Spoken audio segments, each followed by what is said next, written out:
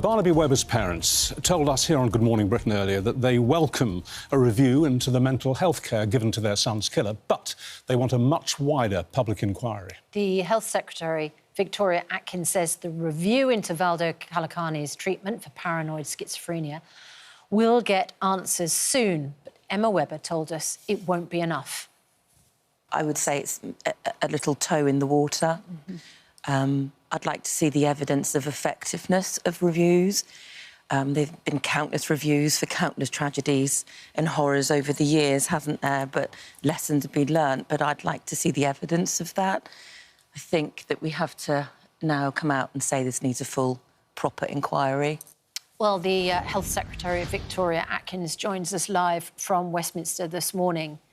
Can you promise them a public inquiry? Morning. Good morning. First of all, can I start, please, by saying how moved and how horrified I am with the details of what happened to their beloved son and to, of course, the other families as well.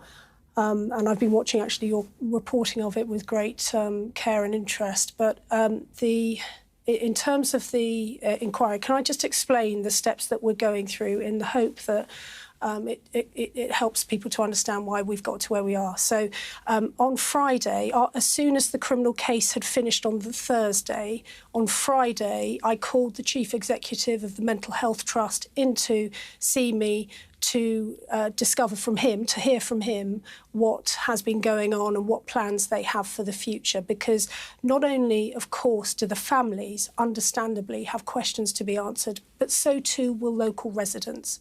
And so having had that meeting with him, I then took the unusual step of ordering this, what's called a Section 48 review, which is where CQC goes in. And CQC have, they have strong powers. They go in as the regulator to look at what happened on the particular facts of this individual's case, but also to look more generally at what is happening with mental health care in Nottinghamshire. They are reporting to me quickly because one of the disadvantages of public inquiries is that they take many years, and I believe families and residents will want quicker answers. But the CQC will give their review results to me by the end of March. They will be able to access, for example, the police evidence that was obtained during the trial, and then come forward with recommendations. And with that, we, alongside the NHS's own review into the horrific circumstances of the three killings, then we will be able to see a set of actions to address some of the issues that the families are obviously and understandably demand. But there are other issues here, aren't there? Because it wasn't just the complete failure of the mental health system to treat and detain this individual.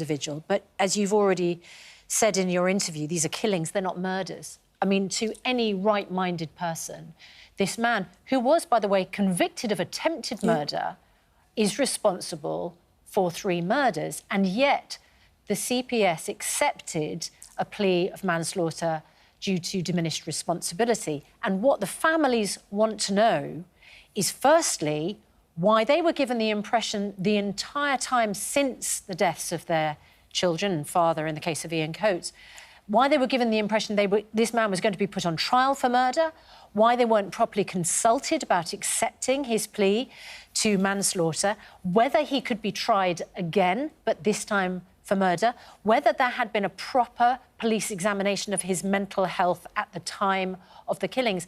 And it looks like the review into mental health services won't address those questions.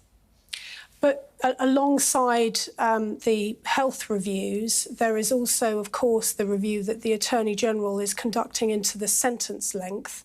And that's a very formal legal process, and I'm not allowed to comment on it whilst that process is ongoing. But that will look at the sentence that was handed down. And in addition, I know that the policing minister this week is speaking to the senior police officers in Nottinghamshire to find out what happened as well. I genuinely do understand why the family wants answers. I think they're right to demand them, and I will be doing everything I can as Health Secretary to try to give them those answers in terms of the health that individual, the health services that individual received or did not receive. Well, on behalf of them and on behalf of all the families who've been so horribly affected by this catastrophe in their lives, let me ask you this. Let's see if we can get an answer to this question. We know that this man was sectioned 4 times in 3 years. We know that he was on the record as refusing to take his medication, treating him for schizophrenia. We know that he assaulted a police officer and then failed to turn up at court for the trial, for the hearing. We know that a warrant was then issued for his arrest, and that warrant was outstanding for 11 months, during which time, subsequent to attacking the policeman, he attacked 2 work colleagues and was banned from work, and the police were called there. And despite the warrant being existent for him for attacking the policeman, nothing happened. He wasn't arrested. And will your inquiry link those terrible factors in this case and explain why it happened? Well, the CQC review, as I say, I've directed the CQC to look at all of the evidence gathered by the police during the criminal trial. And the reason I say that is because spent 20 years working in the criminal court. So the reason I say that is because, of course, the police, through that investigation, have very, very strong powers. So they were able to call evidence from across the healthcare community as to what was leading up to the awful, horrific events that have been the subject of this case. So they will have access to that information. In terms of other aspects, again, the police and others, they will be conducting, they will be being held to account by the policing minister as to what went wrong, because I think, anyone hearing the facts of this case, we can all see that there were various moments where this individual touched, if you like, the state, or the state touched him, and something went wrong, and it should have stopped him in his tracks and detained him. The warning signs could hardly have been clearer, could they? I've just listed them to you, and that all took place in a very narrow time zone of 3 years. I mean, frankly, short of him wandering around the streets of Nottingham wearing a sandwich board saying, "I am a very dangerous individual," you couldn't have had more warning signs. Well, and again, this is why I want the CQC to go in to look at what has happened in the trust, because, as I say, I'm very conscious that whilst, of course, the family it has our absolute attention, and rightly so, I also want to look after the residents of Nottinghamshire as well, and they will want reassurance, I imagine, after these facts. And so this is what the CQC review will look into. In addition to the NHS's own independent review, we will get to those measures. But I wanted to get these answers as quickly as possible for both the families and for residents, because one of the disadvantages, there are many advantages, but one of the disadvantages of public inquiries is that they take many, many years, by which time, frankly, I, as an impatient Secretary of State, would like the changes to be made as quickly as possible so that we have that reassurance in the wider community. I'm afraid that without a public inquiry, there's no reassurance for the families in this case. They've also asked, they're going to be meeting Sir Keir Starmer today. They want a meeting with the Prime Minister to speak to him directly. Is that something that you can ask the Prime Minister to grant? Well, the Prime Minister will be meeting the families. I mean, I reached out to the families last night. And can I just say on this, I've sadly had many, many years of working with grieving families. And the most important thing, actually, is that rather than people, clamouring and stepping on their grief, that we let them start the process as and when they feel able and ready to do so, because every grieving family will have to tell their story. That will be a deeply uncomfortable process.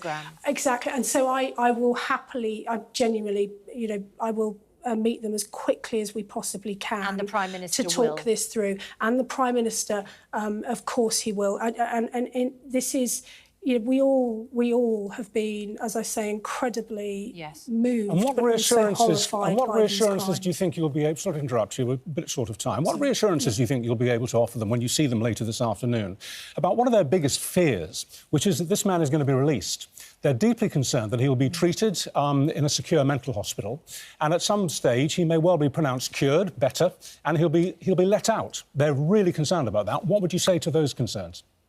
Well, as I say, the Attorney-General is reviewing the sentence, but in the comments of the sentencing judge himself, it is highly, highly unlikely that someone with the conditions that this individual has and the severity of the psychosis from which he has clearly suffered, it is very, very unlikely he will ever be released. But it is right that, that the Attorney-General conducts this review because we have to, the process itself has to be seen to be independent, has to be independent as well as the perception of independence. And so I've got to let her go through that process and she'll arrive at her findings. Well, we will be talking to Barnaby's parents after their meetings with you and with the Prime Minister. Yeah, absolutely. And we have to say we hope, having met them and spoken to them this morning, that they have something approaching positive news to share with us. And we'll be sharing that tomorrow. Can I ask you one other thing? So, if I may, would you mind, Susanna, just on that? I mean, as I say, I have met many grieving families. I remember each and every one of them. And when I came into politics